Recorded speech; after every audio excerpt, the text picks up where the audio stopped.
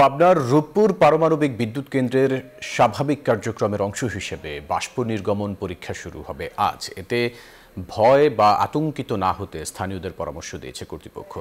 বুধবার রাতে গণমাধ্যমে পাঠানো এক বিজ্ঞপ্তিতে এই তথ্য জানানো হয়। এতে বলা হয়, বিদ্যুৎ কেন্দ্র নির্মাণ প্রকল্পে বৃহস্পতিবার থেকে বাষ্প নির্গমন পরীক্ষা শুরু হবে, যা চলবে 4 থেকে 5 দিন। বিজ্ঞপ্তিতে উচ্চচাপের বাষ্প নির্গমনের সময় বিকট শব্দ স্বাভাবিক ও সম্পূর্ণ নিরাপদ বলে জানানো হয়। এতে জনসাধারণের কোনো ঝুঁকি বা বিপদের শঙ্কা নেই। এটি নিয়মিত কারিগরি প্রক্রিয়া, যা পারমাণবিক বিদ্যুৎ কেন্দ্রের স্থায়িত্ব ও নিরাপত্তা নিশ্চিত করার জন্য পরিচালিত হয়।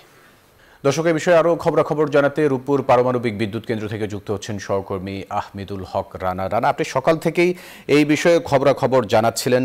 বাষ্প নির্গমন পরীক্ষার বিষয়ে কি তথ্য আছে আপনার কাছে, আর স্থানীয়রা কি বলছেন এই বিষয়টা নিয়ে? জি ফয়সাল, যেমনটি আপনি বলছিলেন, আমি সকাল থেকে রয়েছি পাবনার রূপপুর পারমাণবিক বিদ্যুৎ কেন্দ্র এলাকায়। রূপপুর পারমাণবিক বিদ্যুৎ কেন্দ্র এলাকায় যে বাষ্প নির্গমনের যে প্রক্রিয়া, সে প্রক্রিয়াটা শুরু হয়েছে। তবে যেটা বাষ্প নির্গমনের পরে যে শব্দটা বা এই জাতীয় কোনো প্রতিক্রিয়া এখন পর্যন্ত পাওয়া যায়নি। আমি রূপপুর পারমাণবিক বিদ্যুৎ কেন্দ্র কর্তৃপক্ষের সাথে কয়েকজনের সাথে কথা বলেছি। তারা যেটা বলেছেন যে এটা একটি ধারাবাহিক প্রক্রিয়া এবং একটি রুটিন প্রক্রিয়া, পরীক্ষা চলছে।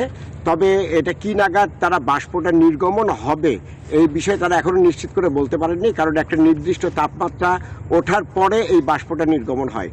তারা সর্বশেষ আমাকে যেটা জানিয়েছেন যে আজকে রাত হতে পারে, কাল হতে পারে, এমনকি 4 থেকে 5 দিনের মধ্যে এটা বাষ্প নির্গমনটা শুরু হবে, এমনটি তারা আশা করছেন। তবে এটি একটি রুটিন প্রক্রিয়া। যখন বাষ্প নির্গমন হবে তখন যে শব্দ হবেই বা তার তীব্রতা যে অনেক বেশি হবে, এমন কথা এখন এই সর্বশেষ তারা নিশ্চিতভাবে বলতে পারেননি। তবে তারা বলেছেন যে এই প্রক্রিয়াটা চলমান প্রক্রিয়া, এতে আতঙ্কিত হওয়ার কিছু নেই। এই ছিল রূপপুর থেকে আমার কাছে সর্বশেষ তথ্য।